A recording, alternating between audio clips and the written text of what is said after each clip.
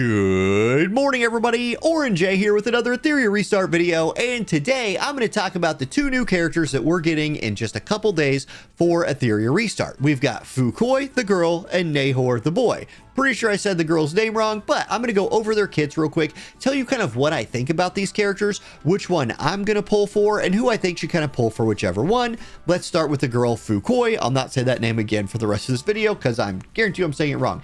Anyway, this chick to me reminds me of a little bit of a mix of like a Chiaki the Echo and a Doki Doki, but does a little bit more than them while also kind of not doing what they do as well. Like with Chiaki the Echo, you get that turn meter boost from her. This girl's going to do a lot of that turn meter boosting as well. Chiaki the Echo's giving you an attack buff with her turn meter boost and some cleansing. She's giving you speed up, some shields, and some healing. So kind of like maybe a better version of Chiaki the Echo, or at least a stronger version of Chiaki the Echo, but not so much stronger that I think she's like a must pull. She does remind me a little bit of a Doki Doki with her skill 2, where she's like boosting the lowest turn meter character. Anyway, she's going to play around her passive Moonlit Veil that you see on the left.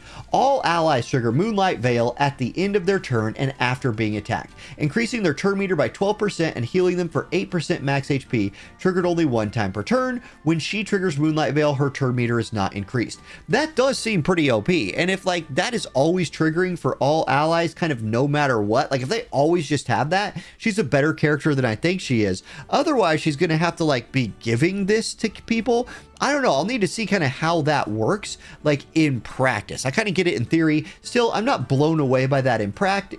In theory, I'm not blown away. Maybe I'm wrong, and it's like OP in practice. Her skill 1 does 240% damage to a single enemy, increases 2 random allies' turn meter by 10%, so more of that turn meter boosting. Each time an enemy ends their turn, if she does not have Moonlit Veil, she gets 8% turn meter. If she does have Moonlit Veil, she reduces 8% turn meter. So there's that. Her skill 2 is a 3-hit attack, single target, for 10% of her max HP per hit. You're going to build her for HP. This is an area where she's like better than somebody like Chiaki the Echo, who does not have a DPS move to fall back on. She does have a solid one. Like, you're going to stack HP on this chick. That move's going to truck some people a little bit, especially in something like PvP, where you kind of need your supports to chip in with some damage sometime. That's a 3-turn cooldown if you max it. That's kind of cool. It also... each hit triggers Moonlit Veil one time for the ally with the lowest HP percentage. So whoever your lowest HP ally is, she's going to heal them up a little bit and boost their turn meter. That's pretty great for PvP. That's pretty great for PvE. I do like that skill a lot. Moonlit Tides. As water flows, the moon cycles through its phases. She applies a 2-turn shield equal to 24% of her max HP to all allies. That's going to be a big shield. It's going to be a big shield. And she applies a 2-turn Moonlit Veil to herself and applies a 2-turn speed up to other allies. So she gives some speed up there, a shield, Moonlit Veil to herself, which is a good and bad thing. Anyway, look, my thought on this character is I don't think she's breaking the game. I think if you already have like speed boosting characters that you've already built up and invested into, it's really difficult to invest into a new SSR character from scratch. And we're all going to have to do that if we pull her. I know for me personally, I feel like I have other characters on the backlog that I want to invest in. Somebody like Doki Doki, I think is actually better than her for PvP, which is the point in the game where I'm currently trying to build. I say that because Doki Doki gives that cleanse with her passive. She's healing and boosting turn meter. If you're healing and boosting the turn meter for a frozen character, a stunned character, a sleeping character, it doesn't really matter that much. So she seems like if I was a new player, brand new player, and I pulled her, I was like one of my first SSRs, and I had invested into somebody else who was like boosting my team's speed while providing some healing, boom, there we go. Maybe I would invest into her. But me personally, I'm going to pass on her. And instead, my target's going to be Nahor the guy. Let's go over his skills real quick as well. His skill 1 is Justice. He deals 240% damage to a single enemy with a chance of inflicting defense down. You can increase that defense down to a 2-turn duration if you max skill this thing, but I don't know that you're going to be leveling up his skill 1 at all. Like it would take quite an investment for me to level up his skill 1. Still, having a defense debuff on your basic attack is pretty good. We'll take what we can get. His skill 2, Discipline. Nahor deals 280% damage to a single enemy with a 70% chance to dispel all buffs from them and inflict a 2-turn block.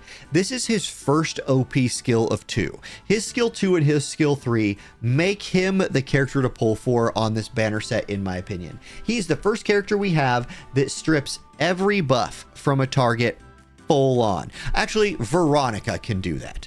Yes, him and Veronica does it with her skill 3. I don't think anybody could think of that. Hold on. Let's look at that real quick. I'm building Veronica for my PvP right now. I believe her skill 3 does strip all buffs. So with a 6% chance to steal all buffs. So she steals all the buffs. Hers is actually better, but that's her skill 3, right? Like you got to build it's a 5-turn cooldown if you don't max it. So anyway, that's Veronica. Let's go back to this guy. He dispels all their buffs and applies the block. So maybe it's Veronica's skill 3 minus the steal, but instead of a block, it's really good for PvP. It's a good skill. So I like that skill a lot. It's also good for boss fighting when you want to strip a buff's bosses, especially if you get it to be only a 3-turn cooldown by maxing this skill out. If you're running cooldown reduction on him, he could be casting this like every other turn. And that might be exactly what you need to keep a boss like Aurora completely debuffed. I really like Discipline, the skill, a lot. And then Verdict is his best skill, but it's not his best skill by much.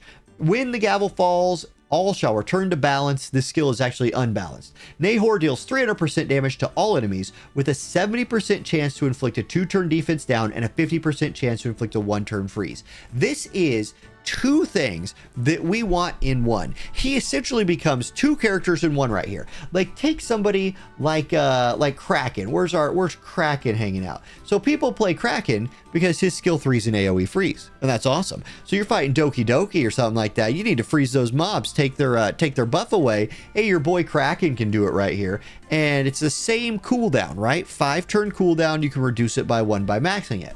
Oh wait, you need to do more damage to the mobs? Oh, he also can take Gray's place and provide that defense down debuff to the mobs. He kicks 2 characters into 1. This is an example of, like, I don't want to call it power creep because nobody does what he does yet, but he's essentially, he's one of the first characters that's been released to us, I think, that can take 2 previous characters and replace them in a team. Why that's important is because that frees you up to put another character in the team. Maybe you just need some more damage to clear Doki Doki Inferno, but my God, you got to have your freezer in there. You need your defense debuffer in there, and you just can't find room for that Messiah that you built or that real Mocha to work her way back in. Hey, combine 2 of your people into him, then put that Romoka back in there, put that Messiah in there, something like that. You're going to pop off. The 4-turn cooldown, I do think you're going to want to run cooldown reduction on him. I definitely will be.